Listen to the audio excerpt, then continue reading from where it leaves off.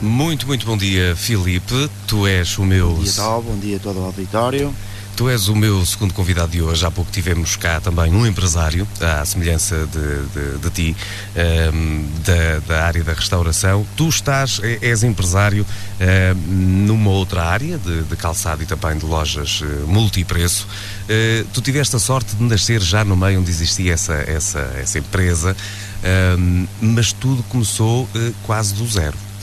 É verdade, tive a felicidade de nascer no meu próprio seio familiar, como costumo dizer, nascido no meio de sapatos.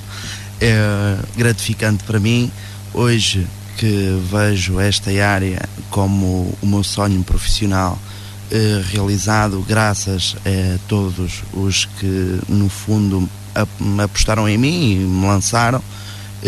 Sinto um enorme orgulho em todos quantos me apoiaram e me viram nascer, em especial os meus pais, que é tudo o que sou, devo a eles, não só a nível profissional, mas a título pessoal também. E costumo dizer, às vezes em conversas de amigos, que se não fosse, no fundo, os princípios que me incutiram, possivelmente jamais estaria nesta área e jamais sentiria o gosto que tenho por esta mesma profissão. Essa mesma profissão e esse gosto que tu tens tem a ver também com o início da empresa do Grupo Manuel Camelo. Conta-nos um bocadinho como é que foi isso, porque já tive a oportunidade de falar contigo acerca disso e achei uma história bastante interessante e com certeza que os ouvintes também vão achar aquilo que eu entendi na altura ser uma história muito interessante. Sim, esta empresa do Grupo Manuel Camelo, como o próprio nome indica, foi fundada pelo Manuel Camelo, que é o meu pai, nos anos sensivelmente 65, mais ou menos. Na década de 60, portanto. Sim, na década de 60 o meu pai deixou de frequentar a escola por opção própria e ajudava os meus avós, que eram feirantes na altura, eram feirantes e fabricantes de chapéus e guarda-chuvas. Com sensivelmente 12, 13 anos, o meu pai já acompanhava os meus avós nas feiras. O meu avô, como fabricante de chapéus e guarda-chuvas, ao início veio da tropa, não tinha...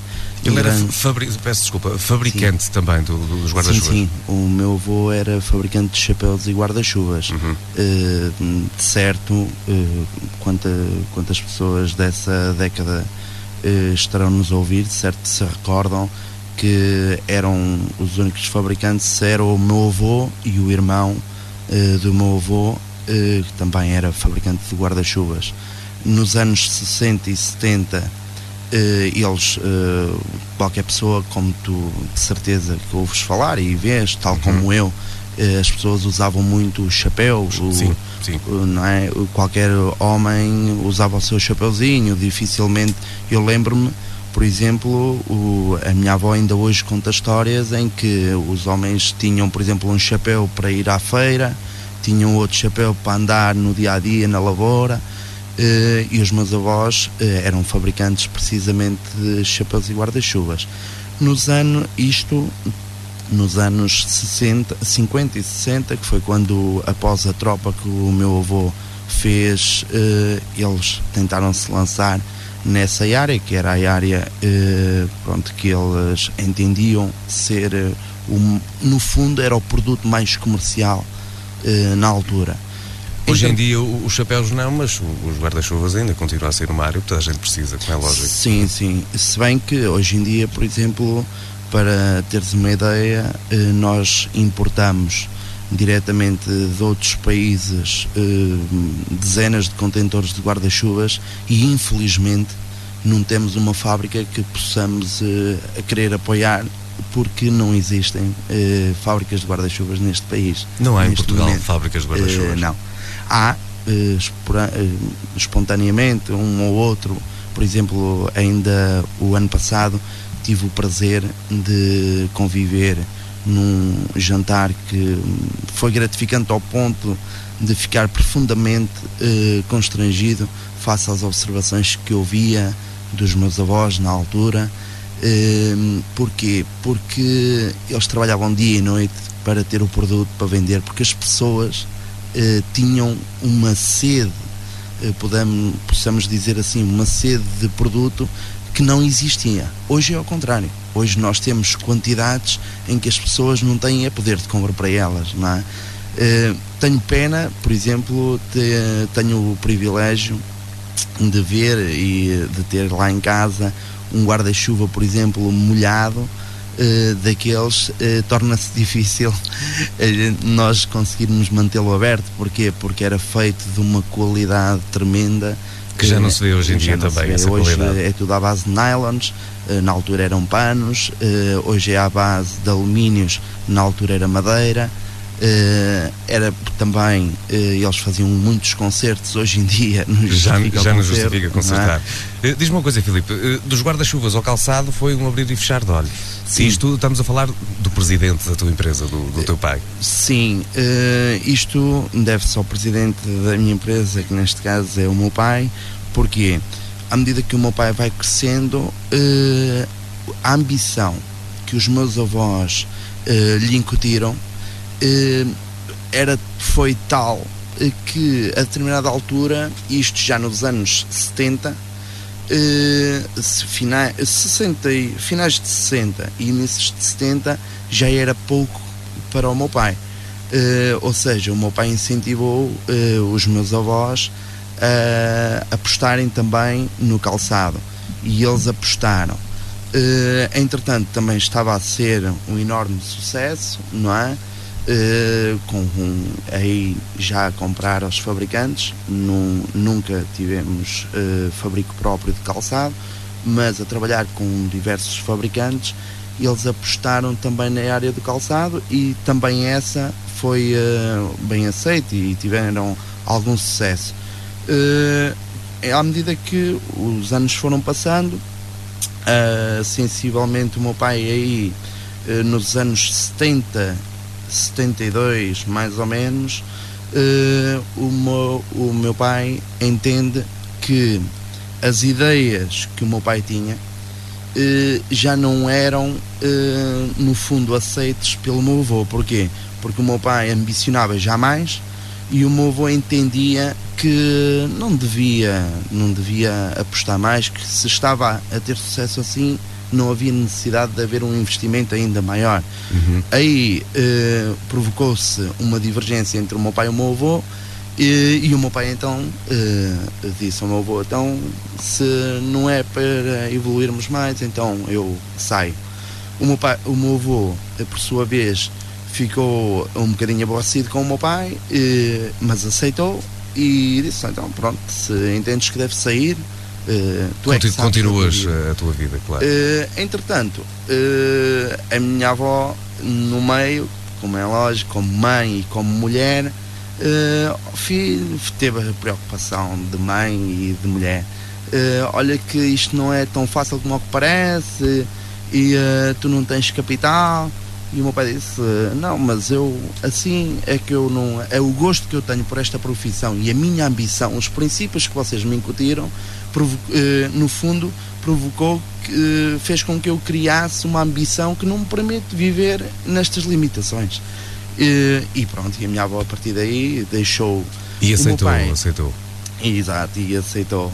O meu pai, por sua vez, com muito pequeno valor, não sei precisar quanto, sei que deu para 3 únicos pares de sapatos.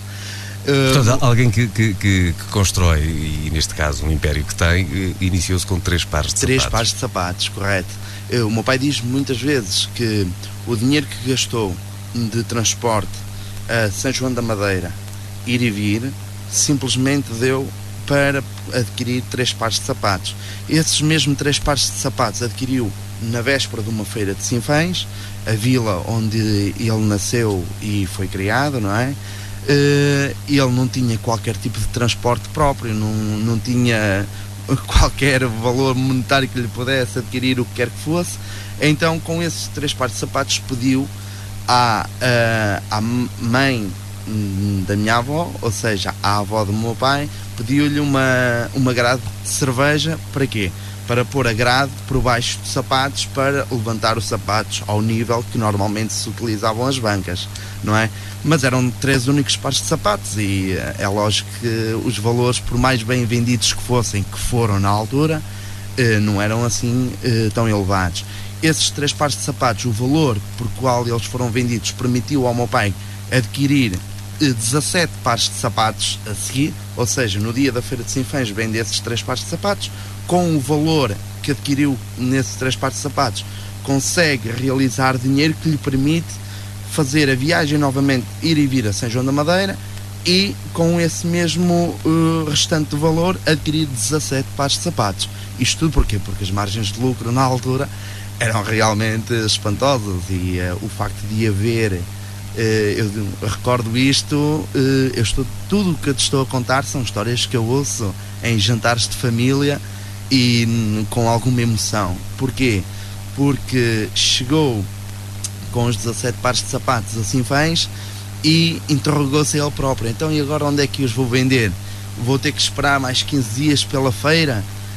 É que não tenho transportes para ir para nenhuma das feiras, não... E então, por sua vez, o que é que ele fez? Guardou os sapatos na casa dessa avó, os 17 pares de sapatos. 17 pares de sapatos, e durante a semana convivia com os amigos e tal, e foi divulgando que tinham sapatos para vender em casa e tal. Entretanto, vende alguns pares desses, 17, vende alguns pares desses entre amigos, e os restantes, na altura, onde é que ele os vendeu?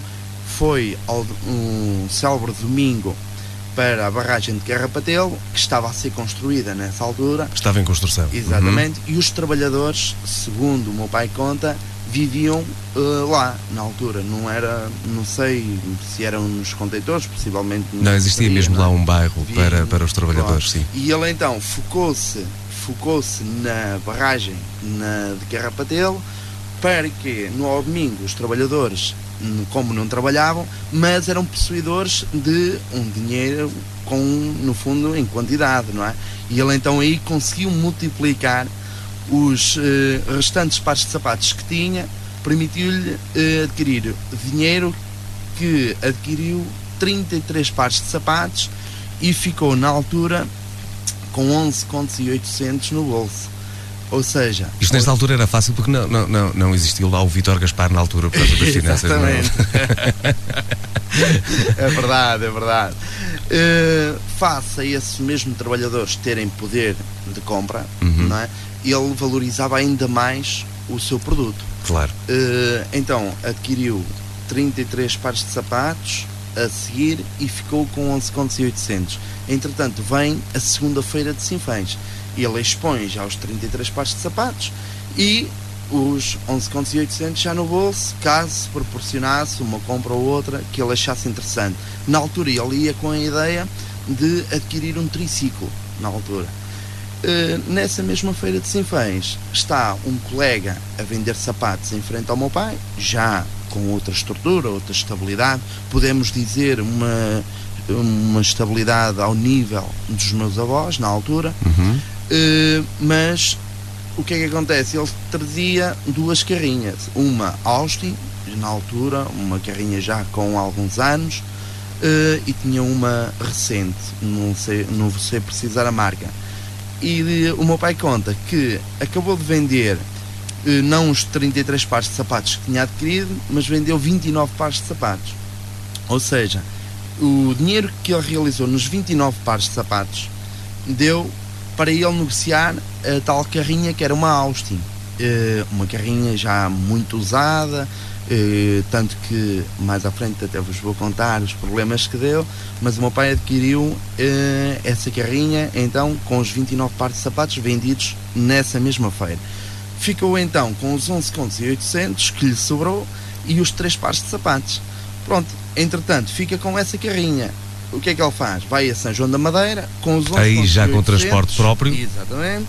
Com 11 contos e 800 compra 11 contos para ficar, com os 800 para o gasóleo da mesma carrinha, não é? Tem a oportunidade, quando vem, de fazer já todas as feiras que vêm à sua volta.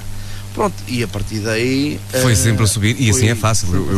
Eu segunda-feira, amanhã, a primeira coisa que vou fazer de manhã é comprar 3 pares de sapatos porque isto vai sempre aumentando. Filipe, vamos passar um bocadinho pela música e vamos já voltar outra vez à conversa. Estou à conversa com o Filipe Camelo, ele que é um empresário na área de calçado e também de lojas multipreço em Sinfãs. Mais notícias, mais animação, mais reportagens, mais música nova, mais ideias, mais rádio com gente dentro. Montemuro.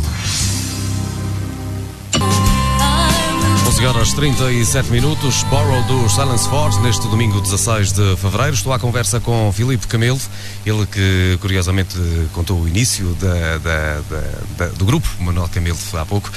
Filipe, estamos a falar exatamente no início de tudo, em que o teu pai, com 3 pares de sapatos, montou este património todo.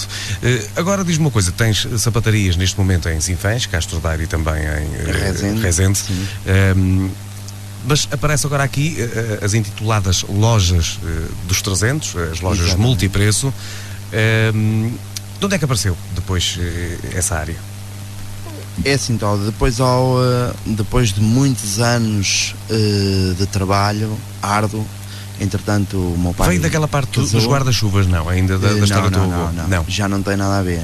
Porque o meu pai foi um empresário, ainda hoje. O meu pai tem 63 anos e é um empresário que nunca olha para trás. E então ele estava focado nos objetivos dele. E quais os objetivos dele? Era realmente a evolução, nunca baseado no passado, mas sim no presente. Entretanto, o meu pai, os anos passam, o meu pai cria autoestabilidade. Entretanto já tem 3 furgões, 2 Ford Transit, uma Austin, tem um Toyota Corolla, um carro que ele utilizava muito para ir para os chamados bailes do Pica, não é? Na altura, mas nem aí, para teres uma ideia, nem aí ele parava. Ele dava só luxo de Toyota Corolla para os bailes do Pica, mas levava sempre meia dúzia de pares, caso houvesse algum amigo caso houvesse algum amigo que levasse as notas e não fosse bem calçado, ou sapatos mal engraxados, ele tinha sempre um parzinho de sapatos para poder comercializar. Ao espírito comerciante, juntava sempre o útil ao agradável. Entretanto, como te estava a dizer, os anos passaram, o meu pai conhece a minha mãe nas feiras que frequentava na zona de Castro Daire.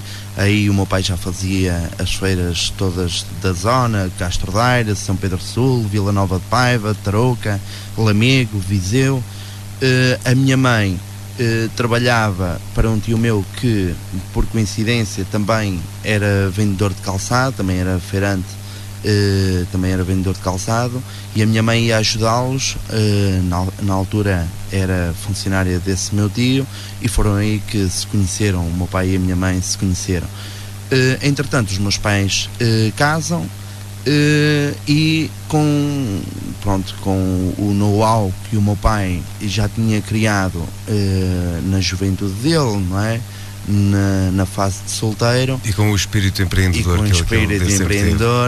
o meu pai, também por uma questão, digo eu, de cavalheirismo, aceita o pedido da minha mãe, que era investir, fazer uma casinha, mas na terra dela, que é uma aldeia designada pelo nome Colo de Pito, situada no concelho de Castro Daire.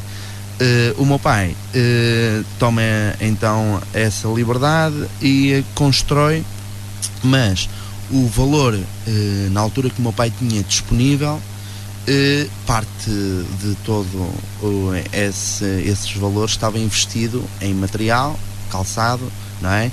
E também nos veículos próprios, nas 2 Ford Transit, no seu Toyota Corolla e na antiga Austin. Entretanto, o meu pai acaba por investir após o casamento. Vendeu 29 pares de sapatos e construiu uma casa. Não, aí já não. Aí os anos já tinham mudado um bocadinho. Então o que é que acontece? O meu pai, o restante dinheiro que tem, após, na altura, o casamento também foi feito no restaurante Torre e Serra, que ainda hoje é um restaurante de excelência. Na altura, poucas pessoas até faziam casamentos nos restaurantes, não é? E o meu pai já na altura teve essa disponibilidade financeira e esse mesmo gosto, e então... Ele casa e começa a casa dele. Exatamente, ele casa, o restante valor que lhe sobra, ele começa a casa. Como é que começa a casa? Começa por fazer os fundos, como é lógico, mas não tem dinheiro para mais, então não pede qualquer tipo de empréstimo a ninguém, nem à banca, na altura também não era muito usual, e então ficam a viver durante... Nos chamados fundos da casa. Exatamente, durante alguns anos, que a gente chamava, e ainda hoje intitulamos, como a cave. Essa mesma cave foi a nossa casa durante vários anos. Para teres uma ideia, após a cave construiu-se, passado alguns anos, a chamada atualmente garagem, não é? Com a face que era muito importante. E era importante porquê? Porque face à zona em que está, uma zona serrana, não é? Caía neve, como ainda muita hoje neve, muita umidade. Com frequência. Os carros, na altura, também tinham muita dificuldade em pôr os carros a trabalhar de madrugada, às 3, 4, 5 da manhã, havia muita dificuldade. Então, havendo uma garagem, os carros já pegavam com mais facilidade, e essa mesma garagem serviu não só de garagem, face à dimensão que tem, que é 18 por 15.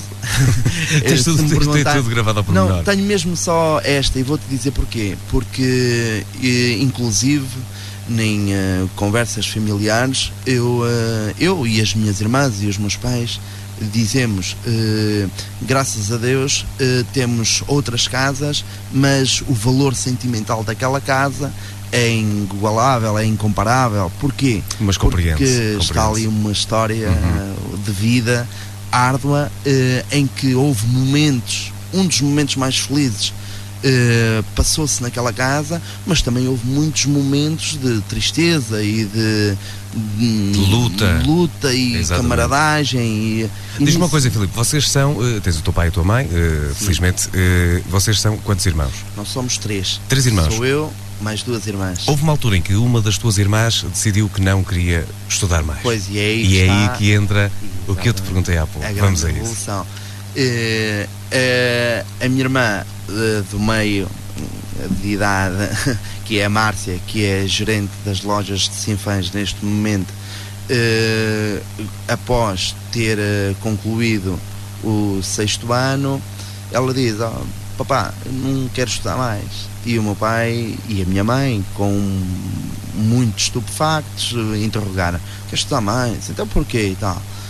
Não, olha, eu gostava era de ir para o comércio e tal, gostava da vossa profissão. Mas tanto a minha mãe como o meu pai nessa altura entenderam que era demasiado duro para uma menina com 13 anos ir para a feira, não é? Porque eles sabiam melhor que ninguém o quanto árduo é levantar às 4, 5 da manhã, montar as barracas debaixo de frio, debaixo de chuva. Muitas das vezes ficavam todos molhados logo às 4, 5 da manhã e ficava a roupa a secar-se no próprio corpo, não é? E eles não queriam isso de forma alguma para os filhos, não é? Então foi aí que o meu pai ponderou então abrir uma sapataria. Nessa mesma altura abriu uma sapataria e disse: então pronto, vais para esta sapataria, vamos abrir uma sapataria na minha terra, em Sinfãs, que eu faço gosto, e então vais para lá. E a minha irmã ficou toda contente, a minha mãe também toda orgulhosa. Feliz também, e então claro. Abriu-se a nossa primeira sapataria, sediada na Rua Camões, que ainda hoje lá está. Ainda hoje lá está, exatamente. Para tranquilidade dos meus pais, uma vez que os meus pais estavam a morar em Castro Daire, para tranquilidade dos meus pais, a minha avó também tinha lá uma sapataria ao lado, não é? E a minha avó, como querida que é e sempre foi, teve a amabilidade de acolher de imediato a neta e disse: não se preocupem, ela fica a orientar a sapataria e à noite fica aqui em casa comigo, não tem problema nenhum. Pronto, entretanto, após meia dúzia de anos, fica novamente, os meus pais são apanhados novamente de surpresa pela minha outra irmã, que é a Sónia, a filha mais velha. A Sónia, que por acaso, e segundo me dizem agora aqui numa mensagem que me chegou de muito longe, era boa aluna à matemática. Muito obrigado. É o que dizem aqui. É caso para me sentir profundamente lisonjeado. É engraçado que chegou essa mensagem aqui. Muito Diz obrigado. o seguinte: a Sónia, mais velha, andou comigo na escola, uma boa aluna à matemática, hoje professora. É verdade, é verdade. É caso para me sentir um camelo profundamente lisonjeado. Exatamente. Entretanto, a Sónia aborda os meus pais de uma forma idêntica à da Márcia, usando uma força de expressão de um dia para o outro, e diz aos meus pais: eu não quero estudar mais. Ei, não quero estudar mais e tal. O meu pai tinha comprado uma outra loja ali na rua, numa Pompílio. Nessa rua havia aí umas lojas, um prédio em construção, e nós, pronto, adquirimos essa loja que estava vazia, inclusive ainda estava para acabar de se construir. Entretanto, o meu pai tinha essa loja vazia, tinha comprado, mas perguntou à minha irmã: então, e agora, à Sónia, o que é que vamos fazer? Então vamos montar outra sapataria no meio pequeno, como se faz, a fazer concorrência à nossa outra sapataria, não tem grande lógica. E então a minha irmã aí disse: está na moda a loja dos 300, podias abrir uma loja dos 300. E o meu pai sentiu-se desafiado com essa opinião. Porquê? E que já é uma pessoa que por norma se gosta de desafios. Exatamente. E aí avançou com a loja de 300. A primeira foi em Sinfãs. Exatamente. A primeira foi precisamente na rua, numa Pompílio, faça já ter